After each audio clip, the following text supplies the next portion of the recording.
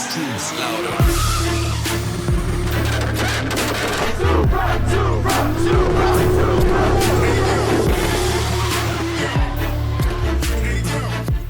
What's up, guys, and good morning. Today we are racing up Pikes Peak in the BMW to the parking lot of the starting line, to the starting line of the actual hill climb. We got up here a little bit later. I guess that's the move, maybe, potentially. The last time I actually came and watched the hill climb was in 2012 or 2013. When I was driving up this road right here, you could look down the side and you could see Highway 24 like a snake of headlights from all the people like trying to get up on the mountain. Since we are kind of with Mad Mike this year, we have crew passes, and I guess with the cruise pass, you're kind of special. He is running 32nd going up the hill today, so he actually qualified pretty decent. Pikes Peak is it's a crazy race. It's a crazy road. It's a really crazy road. Like, I mean, Larry, look at that. It's gorgeous views, man. Yeah, like when we were coming up right here, that whole highway, the left lane, because they just like, people just park in the left lane. I'm curious to see how far we'll get. Basically, we got to drive up. The starting line is about 7 miles up. If you park below the starting line, then you could actually leave whenever, versus if you park above the starting line, there's no way you're coming off the mountain. You're pretty much stuck on the mountain from, I think, like 4 a.m. until after 4 p.m. And it could be even be later than that if there's like a bunch of red flags or any issues like that. So I guess there's like a big screen TV and they play the live stream, and like you get to watch it from the pits, like with the whole crew of everybody. So I'm pretty stoked.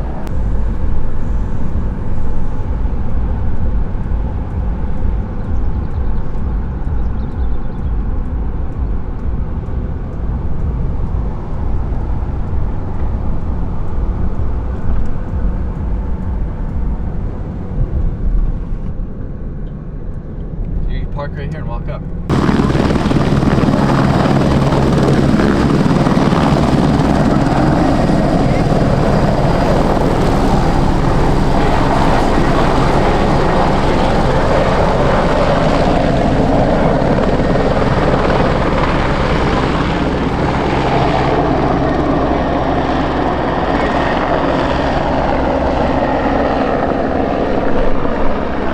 Not a bad parking spot right there. That was great. So we just met up with my buddy.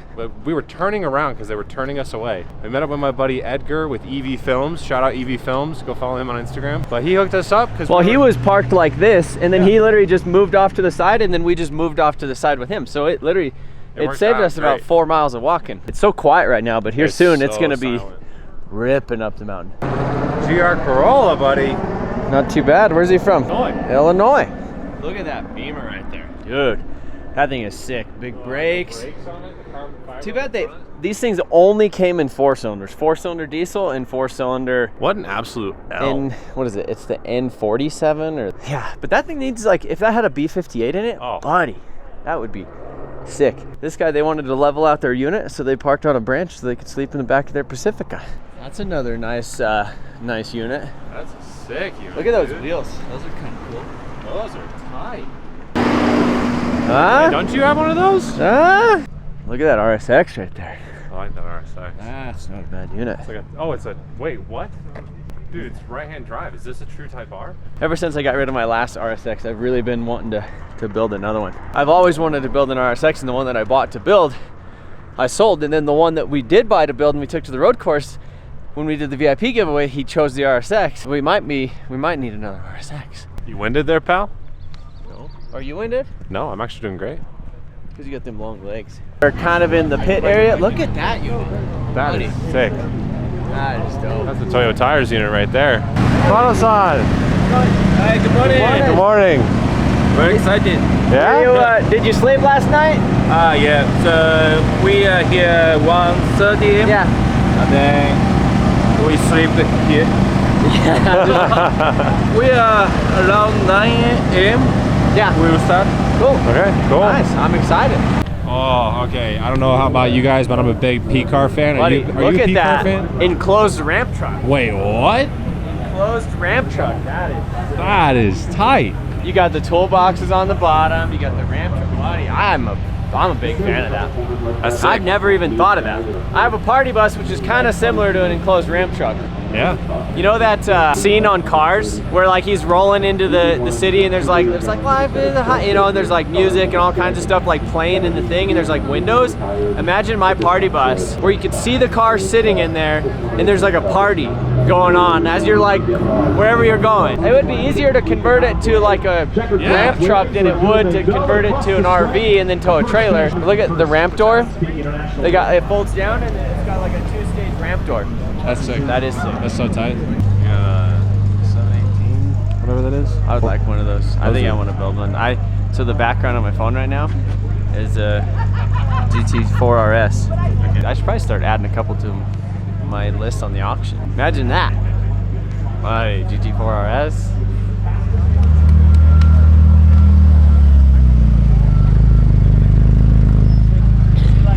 If I was gonna do it, I would want to do it in kind of like that. Like kind of a stock car with a sick cage. Yeah. That's what I would want to at least start out on, and then eventually do something wild, unless we do it in like my Datsun or something. You know what would be a really good idea? Look for a wrecked, like a cup car, like Cup, yeah. Like the factory racing cars that you can buy from the factory. Like if someone went and totaled it, and you could save it. I could save it, bring it back, and send it on the mountain. Yeah. Okay, let's give each other a thumbs up. Nice, I like that.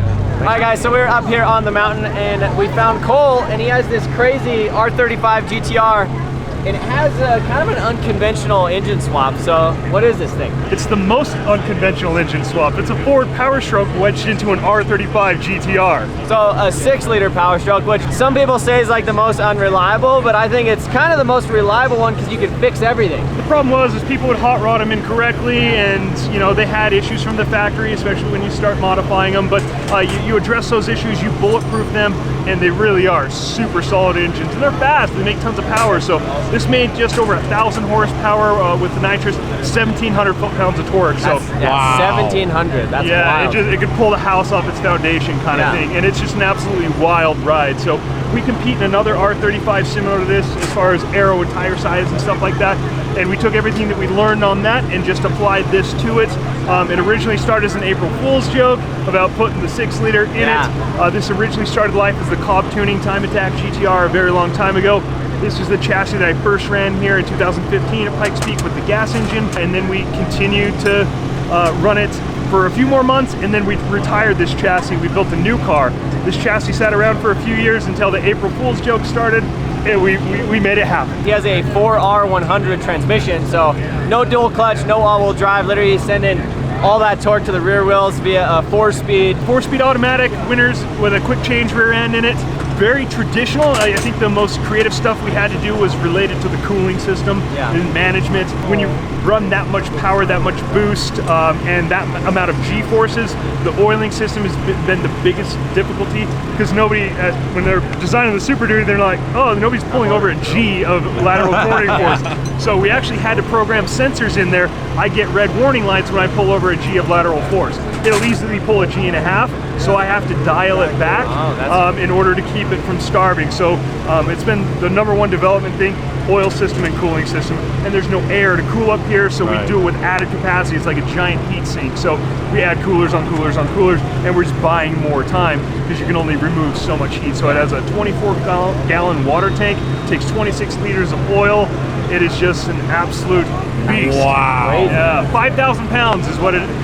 Well, 4985, so we can say just under 5,000 pounds with me in the thing. So it's been an engineering feat from the team, and couldn't be more grateful to be driving it this year. And with Riff Raff Diesel backing it, they do all the Ford performance stuff. They're the owners of the car.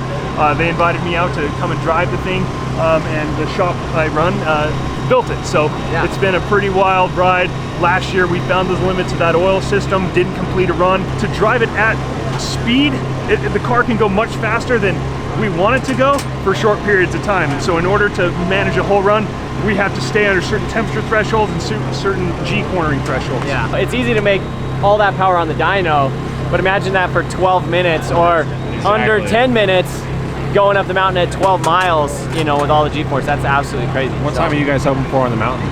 I think 11 flat's very realistic. Of course, 10:59. You know, let's use that number. So the diesel record, I believe, sits at like a 10 or 11:24. Wow. We're within striking distance, but until you complete a whole run, you don't know what the car can really do. So it's nice when you qualify well, but you know, that's like 40% of the actual course. Can you continue that pace up the mountain? We're gonna find out at the end of today. Well, then like remembering all the corners and linking them together too. So this is my 8th year here in a row.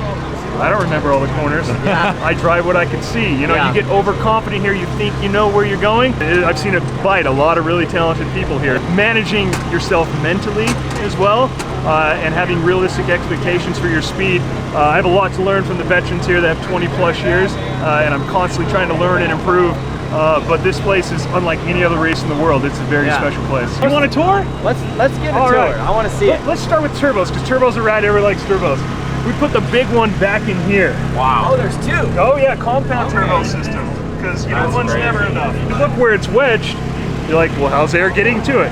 Here's our air filter. Oh my God. So that feeds the entire turbo system. So that feeds the bigger of the 2 compound turbos, rams that air into the other turbo, and then from there we have an air-water intercooler before it goes back in. And so to feed that air-to-water intercooler, we have this giant water tank. This is that 25-gallon water tank.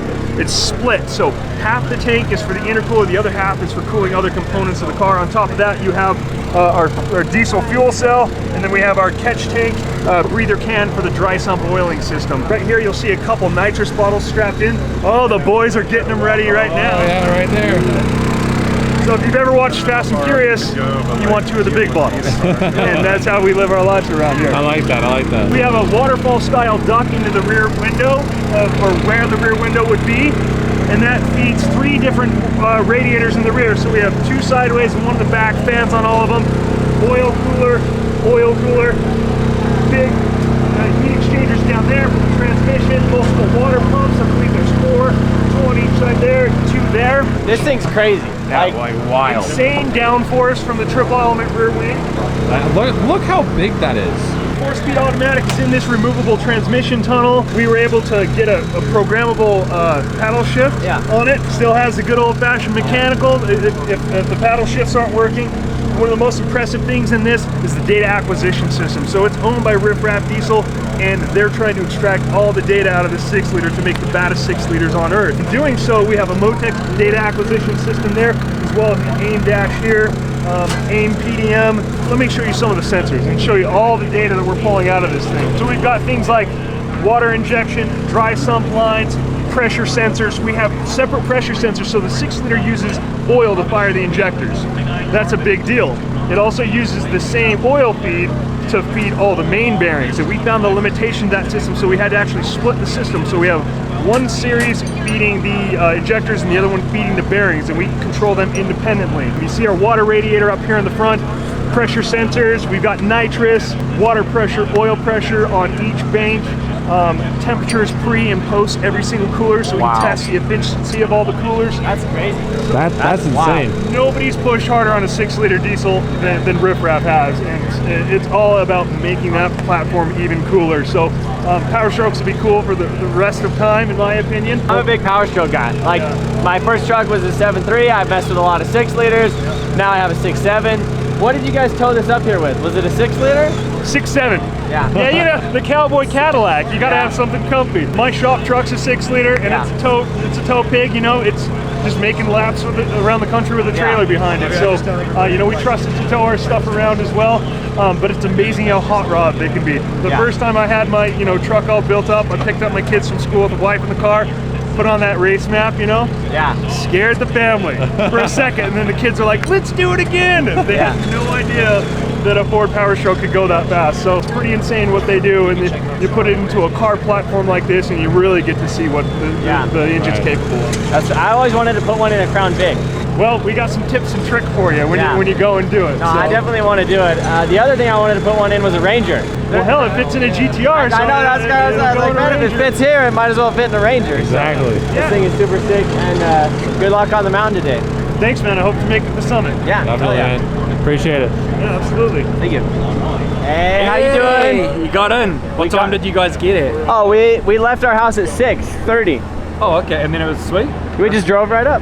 And we parked on the side of the road and walked up here. 1:30 and in a line forever. Paddock said you guys slept right there. They gave me the inside of the CX-9 luxury Yeah. in the seat. Bloody buzz. That's Nice. good. Nah, got some good sleep. Are you excited? Pumped. Can't Yeah. fucking wait. No, it looks The weather. the weather. You couldn't ask for a nicer day. Yeah. This thing is sweet. More drifters on the road. We've got Di here, there's Tanner, there's Reese, there's a lot of Formula Drift guys that are all qualified really well. And I guess with drifting, you learn so much about frickin' pushing beyond that edge, you know. So for us and the drifters, Yeah. I mean, you're playing with some pretty gnarly cliff faces and stuff here, but yeah, just dancing on that edge. I would almost feel more comfortable drifting the corners than I would like gripping them on the edge. I would be way more in my comfort zone if I was drifting, for Yeah. sure. Especially the slicks, there's so much grip, but as soon as they break, there's like nothing. It's like ice. We actually did the first 2 days of testing.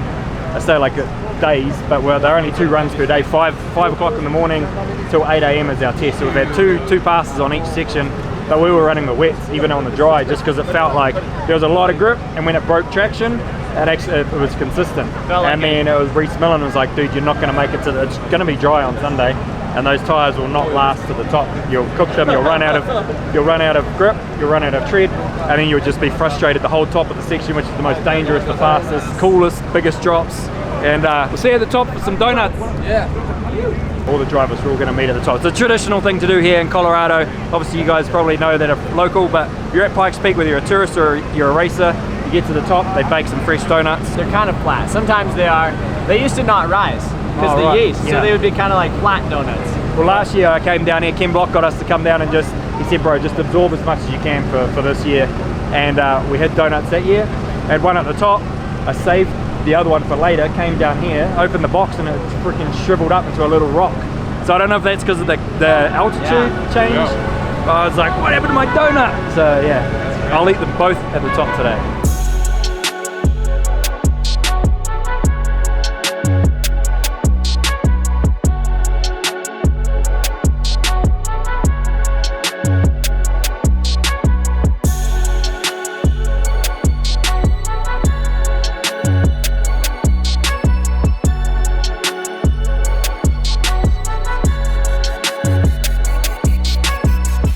So we're gonna go for a little hike and watch from a couple spots up, a couple turns up on this thing. It's been cool hanging out over here, but the weather is just beautiful. Look at this. We took off our hoodies. We're just hanging out. So you can pretty much walk along the fence on this side, and there's little trails. It's dead silent right now. Oh, it's perfect. Perfect time. Sir? A couple people got that one.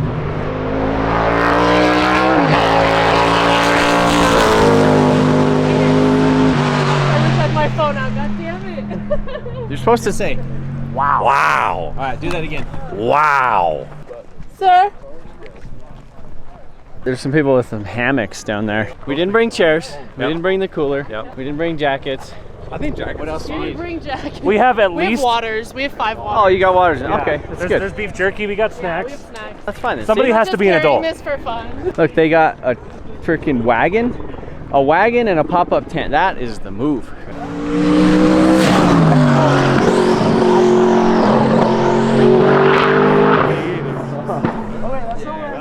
Wow. So this is kind of the end of the line for the Spectator, and I guess this is kind of the first main corner. It's pretty cool, but yeah, it's basically fence right here. So when I came the long time ago, there was literally like no rules. Like there was people, like, you could sit right there in that ditch. Right here. And like if you wanted, you I remember that. Growing up, I could literally go anywhere. Run in front of the car if you want to, Yeah. and I actually have a video on YouTube from that event. Oh my god. Maybe that's the reason why people. Because of your video. I don't know. You ruined I the hope hill I climb. didn't ruin it for people. Maybe I ruined the hill climb. Maybe. I mean, look at those. Here's the fences. Maybe it's my fault. The other thing too is up here you don't have any signal, so all the kids they're like actually building. Like look at this. They're building like a little lean-to. Building the fort. Little fort. You know how many little like A-frames and lean-tos and stuff we've seen, but it's like kids are actually being kids. I love that. Sleeping, man. Come on, leave them alone. Thanks, pal. I love that.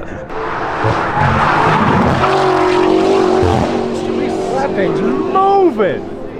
Charles, that was a great clip that Charles filmed right there. That was. That was a good clip.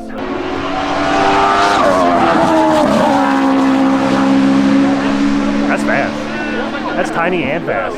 He let off. I know. He let off right here.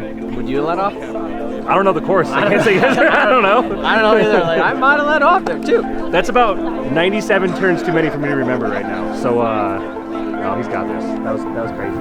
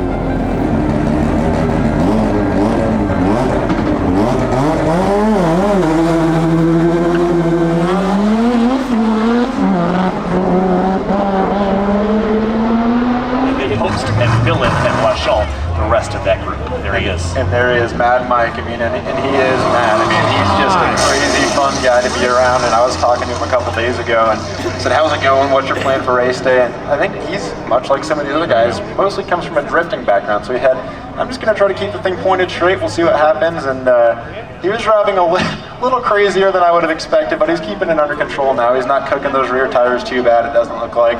As I say that, he's got them lit up, but he's a fun dude, and that car is awesome. There's probably not a cooler sounding race car on the mountain. Again, rotary engines, what an awesome piece of engineering in here. And It's just whoa, little oversteer there for Whitted. He's getting after it in the Mazda 3. Spinning those rear tires, and we were talking about grip level and things of the sort at the top. The road's still cool. The tires, though, hot as across the start-finish line. There's, as you mentioned, Andy coming across, and next up would be Whitted in that number 123 Mazda. So, hold on to it, Mike! Big slide for Mike Whitted across the start. Like I said, I'm going to try to keep it straight. No problem. That one after it. That one had me a little nervous. I'm not going to lie. Leave it all on. 10:34. I guess, but that was 10:34. That's definitely pretty good. That's a give it fast- there. He was hoping for under an 11. And that's at the end of the day. 10:34. That's pretty good. That's good. Every single person. Here's another look at it. Big bump there. Car washes out, hits the bumps, and then it's just hard to settle it back down. But got ahead of the steering and was able to correct it, keep it straight across the line, and run a 10. That was like a boom, boom, boom. Like, That's sketchy. That's what all right, boys, so that is pretty much our day up here on the mountain. You guys did great on the car, keeping it all together. We made it. We wanted to kind of wait for Mike to kind of come down, but it's going to be a couple hours, and then by the time he gets here, all the spectators from, it's probably like 1,000 cars up there, at least. It's cool watching well, basically hang out with these guys all week, watching them service the car, watching them being around it, just listening to it, pulling in and out of the shop. It's been really cool. It's been cool watching your team. You guys don't mess around. Yes. Like, they just work. It's funny. Like, I'm like, man, that was quick. But yeah, it's been really cool. But appreciate you guys watching this video. Appreciate Johnny and all them and your whole team for kind of bringing me along. Thank you for help. And I think we're gonna go to Japan eventually, and we'll go hang out with them, check out their shop and stuff. But appreciate you guys watching this video. Let me know what you think about the hill climb. See you later. Emotion TV. Everything perfect helping. ありがとうございます. See you in the Japan.